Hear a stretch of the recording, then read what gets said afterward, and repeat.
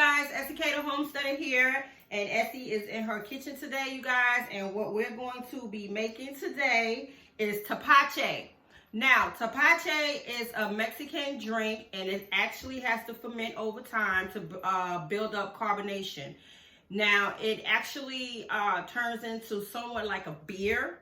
It's supposed to be super tasty. So in order to make this fermented drink, you're going to need some sugar. I am using raw brown sugar today. You're going to need some ginger. You're going to need some cinnamon cloves. And you're going to need a habanero. And you're going to need your pineapples. And your pounder, your vessel, and I'm going to be using actually filters, coffee filters, so that your yeast can breathe. We do not want anything exploding on us, so we're going to practice our safety. So again, make sure everything is clean, your vessel is sterilized, your pounder, your knives, etc., things of that nature. So I'm going to start off, you guys, with the pineapples, and you guys know what we do with the pineapple tops. We do not throw those away. We start new pineapples with that. So I'm going to cut these, sit it to the side, and okay, now one thing, make sure your pineapples are ripened. Okay, you can, when you're in the store, you know, you look at them, you want to look for the brownish look of them. You don't want them in that jet green stage. You do not want that. Okay, so in tepache, you're going to be using the rinds of your pineapples. Okay, now there's several techniques. From my understanding and research, you can wash your rinds, you can rinse it off, or you can cut them and put them straight into the jar like I'm doing, because there is yeast on the outside of your rinds, okay? And you're going to be using about 1/3, 1/4 of your pineapple. Not all of it. The main important part of this tepache is your pineapple skin in that core, okay? So we're going to get these chunks over here, and then we're going to get some of that core. And you're going to start by putting your sugar in your vessel. You guys, I can't wait to try this. I told y'all I'm entering into the fermentation world. Y'all think I'm playing. I'm going to learn about this science here. It's very interesting to me. Okay, so I'm going to split my core in quarters, like so. And I'm just going to drop those in there, like so. And the pineapple rind, like so. And you can fill this up to however, I don't know what vessel you're using. I'm using my 64-ounce jars today. I had purchased these some time back, and they've been sitting in that corner. Y'all know how we be collecting our canning jars. And I said, this is going to be perfect for the world of fermentation for me. So y'all know we're going to be planting these bad boys up. We're going to get these started for some more pineapples. Sit those to the side, you guys. Okay? So let's get some more of this rinds in here.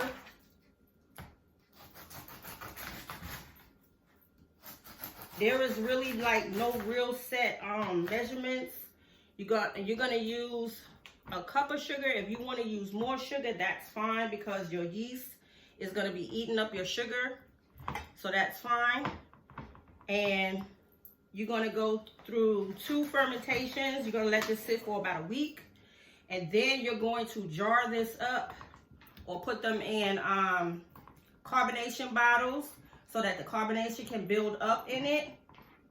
And there's certain vessels that you can check on that actually allows your fermentation process, or your jars that you use, to actually burp. Because if you're not burping them, that's what causes the explosions. And we don't want no explosions. And also, I forgot, Don't forget your water, you guys. And I think this is gonna be full enough. Yep, that's gonna be good. Okay, so you can also use different herbs in this tepache. You can use anise. You can use habanero or Scotch bonnet. There's your cinnamon sticks. We'll get those bad boys down in there, like so. Now we're gonna get ready to cut up our ginger. And also with your ginger, from my research, you can actually leave the skins on because your skin has helps develop yeast as well. So I'm just gonna slice mine somewhat thin and just oh my God, this ginger smells so good.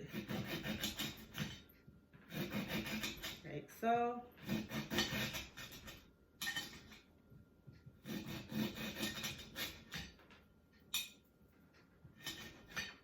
And also because I don't believe everything is organic nowadays, because everything they say is organic is not organic. That's, to me, a marketing strategy to get you to spend more money on certain things. So now we're gonna add our sugar, and hopefully I don't make no mess here. And it is dropping all the way down there. And you can use white sugar. Now we're going to add our water. You can use white sugar. You can use honey. You can use syrup.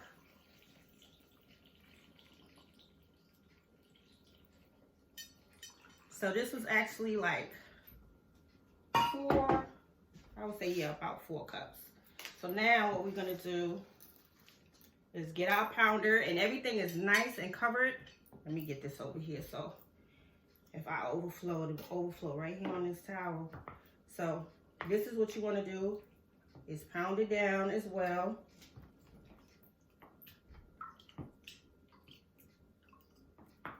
And then what I'm going to do is actually get my little ring, and I'm going to shake my sugar in here. And this is clean. My rings is clean and sterile, but I'm not going to leave it on. I just want to get the sugar somewhat dissolved,